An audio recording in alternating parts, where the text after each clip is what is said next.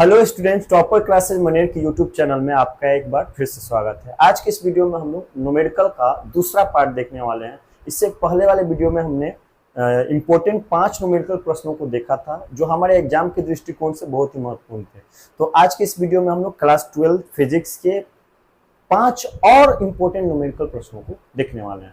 चलिए शुरू करते हैं आज के वीडियो को। देखिए, हमारा पहला सवाल क्या है। दो पतले उत्तल लेंस है जिनकी क्षमताएं कितनी है, 5D है और एक की क्षमता क्या है, 2D है। एक दूसरे से 20 सेंटीमीटर की दूरी पर समाक्षीय रूप से, मतलब एक ही अक्ष पर रख दिए गए। ठीक है, तो लेंस के युग्म की फोकस दूरी तथा क्षमता निकाले। उनका फोकस दूरी भी और क्षमता भी निकालना है। Two thin convex lens of power 5D and 2D placed at separation of 20 centimetre. चलिए, पहले लेंस का पावर कितना दिया हुआ है भाई, 5D दिया हुआ।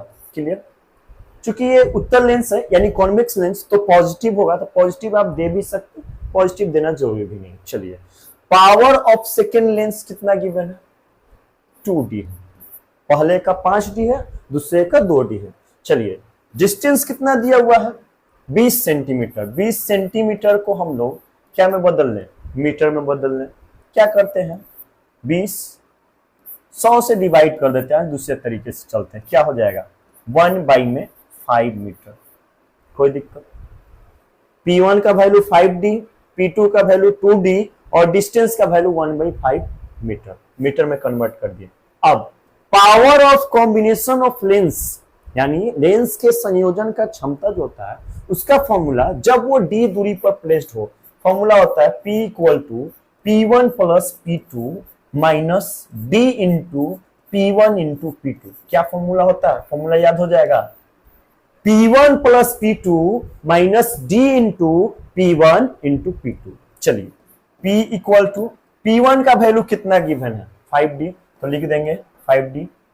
P2 का value plus 2D minus D। D बोले तो ये छोटा वाला D किसको रिप्रेजेंट कर रहा है, डिस्टेंस यानी दूरी, जिसको R से हमने यहां रिप्रेजेंट किया। इसको D भी लिख सकते हैं, R भी लिख सकते हैं। कितना है हमारा, 1/5 इंटू P1 का वैल्यू 5 इंटू 2। देखिए, सारे वैल्यूज रख दिए। P1 का वैल्यू कितना था, 5D। P2 का वैल्यू कितना था, 2D। R यानी R बोले तो क्या, D डिस्टेंस का वैल्यू कितना था, 1/5 मीटर, 1/5 रख दिए। चलिए, यहां 5 से 5 कैंसिल हो जाएगा। 5 + 2 कितना आ जाएगा, 7 माइनस 2। 7 में से 2 जाएगा, कितना आ जाएगा, 5D। तो ये आपका आंसर हो जाएगा किसका, क्षमता का। अभी हमें क्या निकालना है, फोकस दूरी भी निकालना है। चलिए, फोकस दूरी निकालना है तो लिखेंगे F = 100/P। डायरेक्ट हम लोग सेंटीमीटर में आंसर निकाल रहे हैं। कौन सा फॉर्मूला यूज करेंगे, F = 100/P। F = 100/P का वैल्यू कितना आया है हमारा, 5। कैंसिल करेंगे तो कितना आ जाएगा, 20 सेंटीमीटर। यानी लेंसों के इस संयोजन की फोकस दूरी कितनी हो जाएगी, 5D, और क्षमता कितनी हो जाएगी, 20 सेंटीमीटर। बोलिए, बना लेंगे इस तरह के प्रश्नों को। हाँ, एक बात ध्यान देना है, अगर यहाँ उत्तल लेंस बोला है तो ये प्लस प्लस है, कोई फर्क नहीं पड़ा था। उत्तल और अवतल बोलेगा तो अवतल में क्या लेके चलना है, माइनस लेके चलना है। ये चीज आपको ध्यान में रखना है। चलिए, आगे की ओर बढ़ते हैं, अगले सवाल पे आते हैं।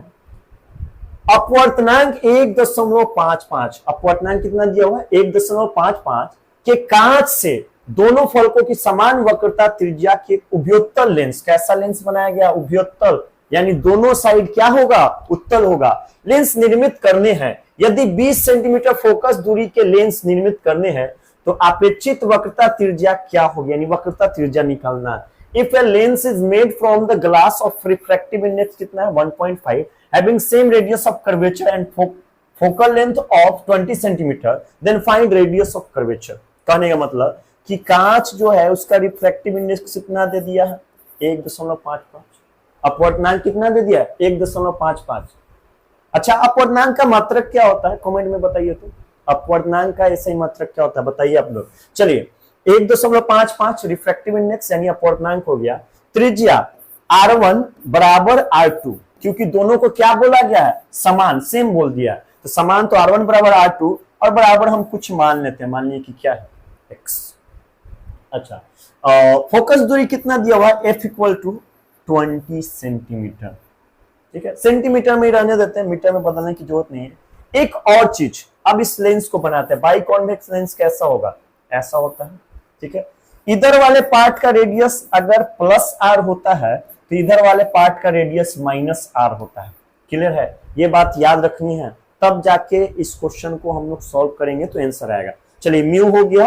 अब यहां से एक बात पता चलेगी कि R1 का जो मान है प्लस में x लेना पड़ेगा और R2 का मान क्या में लेना पड़ेगा, माइनस में। भले ही ये दोनों का वैल्यू सेम है, लेकिन एक भाग को पॉजिटिव लेंगे और अगले भाग को निगेटिव। अच्छा, जब भी आपके क्वेश्चन में अपवर्तनांक और फोकस दूरी दे दिया जाए, क्या क्या, अपवर्तनांक और फोकस दूरी, तो मैक्सिमम टाइम आपका यहां पे लगता है लेंस मेकर फॉर्मूला। कौन सा फॉर्मूला लगता है, लेंस मेकर फॉर्मूला। फॉर्मूला क्या होता है, 1/f equal to mu minus 1 into 1/r1 minus 1/r2। Formula तो सिंपल सा है, क्लियर है। अब देखिए 1/f इक्वल टू म्यू का वैल्यू कितना है 1.55 माइनस में 1 इंटू 1/x माइनस 1/-x। देखिए R1 का वैल्यू प्लस x ले लिए और R2 का वैल्यू माइनस x ले लिए। 1/f इक्वल टू 1.55 में से 1 घट जाएगा 0.55 इंटू माइनस माइनस क्या हो जाएगा, यहाँ देखिए माइनस माइनस प्लस, 1 + 1 2 और बाई में x, पॉइंट हटा देंगे तो क्या आ जाएगा 100 आ जाएगा। पॉइंट हटा दिया ना, 100 आ जाएगा। 2 से कितने टाइम्स में, 50 टाइम में कट जाएगा। 5 से 11 टाइम्स में, 5 से, रुक जाइए यहाँ घिजमिज हो जा रहा है, हम क्या करते हैं अगले पेज पे चलते हैं। ठीक है, इस वैल्यू को ले लेते हैं। चलिए, क्या आया हुआ था 1/f इक्वल टू 0.55 इंटू क्या आया था, पीछे थोड़ा देख लिया जाए, हमारा वैल्यू था 1/x प्लस 1/x, तो क्या हो जाएगा 2/x, क्या हो जाएगा 2/x, यही ना आया था। चलिए 1/f इक्वल टू, रहने देते, f का वैल्यू बाद में भी रख सकते हैं, 0.55 है, पॉइंट को हटा देंगे यहां से, क्या आ जाएगा 100 इंटू 2/x। ठीक है, अब देखिए 5 से ये 11 बार में और 5 से ये 20 बार में, अच्छा 2 से ये कई बार में 10 बार में। अब ध्यान दीजिए फोकस का वैल्यू कितना दिया हुआ था 20, तो 1/20, इधर क्या 11/10 और क्या हो जाएगा x, क्रॉस मल्टीप्लाई कर दीजिए, क्या हो जाएगा 10x इक्वल टू 11 गुना 20, 20 गुना 11। अब देखिए 10 से ये कितने बार में कट गया 2 बार में, तो x का वैल्यू क्या आ गया 22 सेंटीमीटर, और जो x का वैल्यू होगा वही x मान के चले, यानी इसकी वक्रता त्रिज्या कितनी, रेडियस ऑफ कर्वेचर क्या हो जाएगा, वक्रता त्रिज्या क्या हो जाएगा भाई 22 सेंटीमीटर। देखिए इधर माने थे ना, वक्रता त्रिज्या को x माने थे, दोनों का वैल्यू 22 होगा, एक का +22 और एक का -22। क्लियर है, तो इस तरह से इस क्वेश्चन को बनाना है। सबसे पहले जो म्यू का वैल्यू दिया हुआ है वो रिफ्रैक्टिव इंडेक्स यानी अपवर्तनांक हो जाएगा। R1 और R2 को x मान लिए हैं, फोकस 20 सेंटीमीटर दिया हुआ, तो f का वैल्यू क्या रख दिए 20। हाँ, यहाँ पे +20 इसलिए रखे हैं क्योंकि हमारा लेंस जो है दोनों का दोनों कॉन्वेक्स है, बाई कॉन्वेक्स लेंस है यानी उत्तल लेंस है, इसलिए। क्लियर है ना, चलिए आगे बढ़ते हैं अगले सवाल की ओर। एक खगोलीय दूरबीन का न्यूनतम कोणीय आवर्धन 10x है, यानी m का वैल्यू कितना दिया हुआ है 10, x मतलब बोल रहा है गुना 10 टाइम्स है। ठीक है, इसके नली की लंबाई l का वैल्यू कितना दिया हुआ है 44 सेंटीमीटर, आवर्धन दिया हुआ 10 और l लंबाई का वैल्यू कितना दिया हुआ है 44 सेंटीमीटर, इसके नली की लंबाई। इसके वस्तु लेंस यानी ऑब्जेक्टिव लेंस का क्या निकालना है, फोकस दूरी निकालना। एस्ट्रोनॉमिकल टेलीस्कोप है जिसका मिनिमम एंगुलर मैग्निफिकेशन 10x है और इसका ट्यूब का जो लेंथ है कितना 44 सेंटीमीटर। सबसे पहले लेंथ का फॉर्मूला क्या होता है, याद है आपको, लेंथ के जगह पे लिख सकते हैं FO प्लस FE, ये मिल के किसके बराबर होता है L। लेंथ ऑफ टेलीस्कोप का फॉर्मूला क्या होता है? L बराबर FO प्लस FE। क्लियर है? अच्छा, मैग्निफिकेशन का फॉर्मूला क्या होता है? M बराबर FO बटा में F। क्लियर है? अब पहले इस फॉर्मूले से चलते हैं। M के जगह तो कितना रख देना है? 10। FO के जगह वही रह जाएगा और FE के जगह क्रॉस मल्टीप्लाई कर देंगे 10FE बराबर F। अब L बराबर फॉर्मूला क्या होता है? FO plus FE। L का वैल्यू कितना गिवन है? 44 हो जाएगा। क्लियर है? FO का वैल्यू देखिए, FO के जगह पे हम लोग क्या लिख सकते हैं? यहां से रिलेशन मिल गया क्या? 10FE प्लस में FE। 10FE और FE मिलके क्या हो जाएगा बताइए? 11FE। तो FE का वैल्यू यहां से क्या निकल के आ जाएगा भाई? 4 सेंटीमीटर, जो कि नहीं पूछा गया। क्या पूछा गया है? वस्तु लेंस की फोकस दूरी। क्या पूछा गया? वस्तु लेंस का। तो वस्तु लेंस, ये वाला फॉर्मूला फिर से लगाएंगे, L equal to FO plus FE। कितना दिया हुआ था? 44। FO का वैल्यू निकालना है और FE का वैल्यू कितना आया था? 4। अब इसको उधर भेज देंगे, FO इक्वल टू कितना हो जाएगा? 40 सेंटीमीटर। देखें कैसे बना। मैग्निफिकेशन का फॉर्मूला लगाए, M इक्वल टू FO बटा में FE। लेंथ का फॉर्मूला लगाए, L equal to FO plus FE। दोनों का रिलेशन एक दूसरे से रिप्लेस कर दिए, जो आया वो हमारा क्या हो गया? आंसर हो गया। इसका दूसरा तरीका भी हो सकता है, यहीं से आप FE या FO का मान ले जाके इसमें रख दे, ये भी हो सकता है, बट वो ज्यादा डिफिकल्ट हो जाएगा। चलिए हमारा अगला प्रश्न है, 300 में स्ट्रॉन्ग तरंग दैर्ध्य वाली एक्स किरणों के फोटोन की ऊर्जा कितनी होगी? Find the energy of photon of X ray which have wavelength of 300 angstrom. सबसे पहले क्या क्या दिया हुआ है? तरंग दैर्ध्य दिया हुआ है, जिसको क्या से सूचित करते हैं? लेमडा से। लेमडा का वैल्यू क्या हो जाएगा? 300 एंगस्ट्रॉम दिया हुआ है। अब हमें क्या निकालनी है? फोटोन की ऊर्जा। फोटोन की ऊर्जा का फॉर्मूला क्या होता है? E बराबर h न्यू, जहां h का वैल्यू क्या है? प्लैंक कांस्टेंट है, यानी प्लैंक नियतांक है, जो कि एक फिक्स मान होता है। कितना होता है? 6.6 गुना 10 के पावर माइनस 34 जूल सेकेंड। एक और बात, ये क्वेश्चन ऑब्जेक्टिव में भी पूछा जाता रहता है कि प्लैंक नियतांक की मात्रक का मान वैल्यू बताइए या प्लैंक नियतांक का विमा बताइए। दोनों आते रहता है आपके एग्जाम में। प्लैंक नियतांक का ये मात्रक क्या हो जाएगा? Joule second. चलिए सबसे पहले क्या करेंगे? E इक्वल टू हमें क्या निकलना है? H new. E equal to H का तो H ही रह जाएगा। न्यू का वैल्यू, न्यू मतलब क्या? आवृत्ति। C बटा में लेमडा क्या हो जाता है? C बटा में लेमडा। अब सारे वैल्यूज को रखेंगे।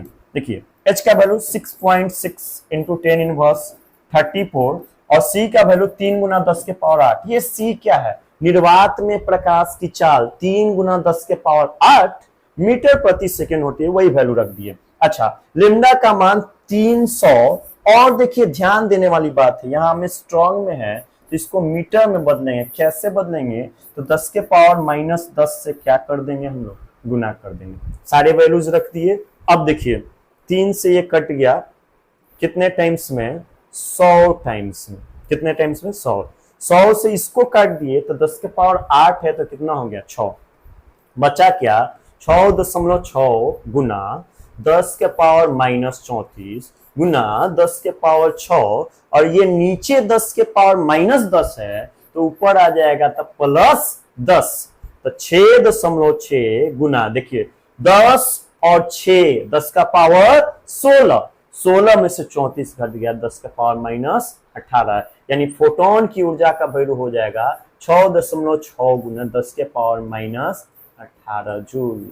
आपको कमेंट बॉक्स में ये बताना है कि अगर यहाँ 800 में स्ट्रॉन्ग रहता क्वेश्चन में मान लीजिए, तो फोटोन की ऊर्जा कितनी हो सकती थी? आपको बना के बताना है। कोई लोग जवाब नहीं देते हैं, एक दो बताते हैं, बाकी लगता है किसी को कुछ आता होता नहीं है। बना के बताइए, ठीक है। चलिए अगले प्रश्न की ओर देखते हैं। अगला प्रश्न है 25 को द्विधारी संख्या में बदलें। कन्वर्ट 25 इंटू बाइनरी नंबर, यानी 25 को क्या में बदलना है? द्विधारी संख्या में। इसको बदलने के लिए एक सिंपल तरीका है, देखिए बताते हैं क्या करना है। 25 को भाग दीजिए 2 से। कितना से भाग दीजिए? 2 से। याद रखना है कितना से? 2 से। कितना बार में डिवाइड लगेगा? 12 दूना 24। शेष कितना बचेगा? 1। शेष लिखते जाना है, ठीक है। चलिए आगे। 2 से 6 दूना 12। शेष कितना बचेगा? 0। शेष लिखते जाना है। 2 से 3 बार में 6। शेष कितना बचेगा? 0। शेष लिखते जा रहे हैं। 2 से 2 एकम 2। शेष कितना? 1। एक और बात, ये जो सबसे लास्ट वाला आया इसको भी आपको कंसीडर करके चलना है, मान के चलना है कि ये भी आपके वैल्यू में है। उसके बाद आपको डाउनवर्ड टू अपवर्ड में लिखना होगा। कैसे लिखना है? Downward to upward. नीचे सबसे नीचे कौन वैल्यू आया? ये भी आ जाएगा यहां। तो 1 और 1 कितना हो गया? 1 1 0 0। नीचे से ऊपर आ रहे हैं 1 और घेर के कर दीजिए 2। ये आपका वैल्यू हो गया। कैसे? Decimal to binary number. यानी क्योंकि ये जो 25 जो नंबर दिया हुआ है एक ऐसी संख्या है, दार्शनिक संख्या, और इसको किस रूप में बदल दिया हम लोग? द्विधारी संख्या में। सिंपल सा रूल है, 2 से भागा देते जाइए। जैसे देखिए 2 से भाग दिए, 12 दूना 24। शेष कितना बचा? 1। 2 से 6 शेष 0। 2 से 3 शेष 0। 2 से 1 शेष 1। और लास्ट वाला भी कंसीडर करके चलना है, ये बात जरूर ध्यान रखना। चलिए, अगर आपके एग्जाम में उल्टा क्वेश्चन आ जाए, इसको कह दे बाइनरी को कन्वर्ट करिए डेसिमल नंबर में। कुछ नहीं करना है, क्या है लिख लिए, पीछे से शुरू करिए। 1 उसका डबल 2 उसका डबल 4 8 16। देख रहे हैं, डबल डबल करते चले जाएंगे। अब जिसके ऊपर 1 है उसको कंसीडर करना है, और जिसके ऊपर 1 नहीं है उसको कंसीडर नहीं करना। जैसे देखिए 16 के लिए 1 है तो लिखेंगे 16 प्लस 8 प्लस, इसको नहीं लेंगे क्योंकि 4 के ऊपर 0 है, 0 इन दोनों को नहीं लेंगे, 0 है, 1 के ऊपर 1। चलिए 16 8 24 और 1 25। देखिए कैसे बदले, या तो इससे उसमें बदलने के लिए या उससे इसमें बदलने के लिए आ सकता है। आपको कमेंट बॉक्स में इसको बदल के बताना है ये दार्शनिक संख्या है और ये बाइनरी में यानी द्विधारी संख्या में क्या होगी। अगर आपको फिर भी प्रॉब्लम होता है तो दूसरे तरीके से आपको बता दिया जाएगा। कमेंट बॉक्स में जरूर बताइएगा। तो ये था बहुत महत्वपूर्ण सवाल जो न्यूमेरिकल का है। ये 10वें क्वेश्चन तक पहुंच चुके हैं। टोटल 50 क्वेश्चन का लिस्ट है जो आपको तैयार करवाया जाएगा। अगले वीडियोज में और क्वेश्चंस आएंगे, इनको आप कॉपी पर लिख लें, इनको बार बार प्रैक्टिस करें, क्योंकि वैल्यूज बदला हुआ रहेगा, कॉन्सेप्ट तो यही रहेगा ना। क्वेश्चन तो इसी तरह का ना आ सकता है, ठीक है। तो नंबर केवल बदले रहेंगे। अगर आपको बनाने आते रहेगा तो नंबर बदलने से कोई फर्क पड़ने वाला नहीं है। तो आज के वीडियो में इतना ही रहने देते हैं, मिलते हैं अगले वीडियो में अच्छे और इससे भी बेहतर न्यूमेरिकल के साथ जो आपके एग्जाम के लिए अच्छे रहेंगे, इंपॉर्टेंट रहेंगे, ठीक है। तो ये तब तक के लिए धन्यवाद।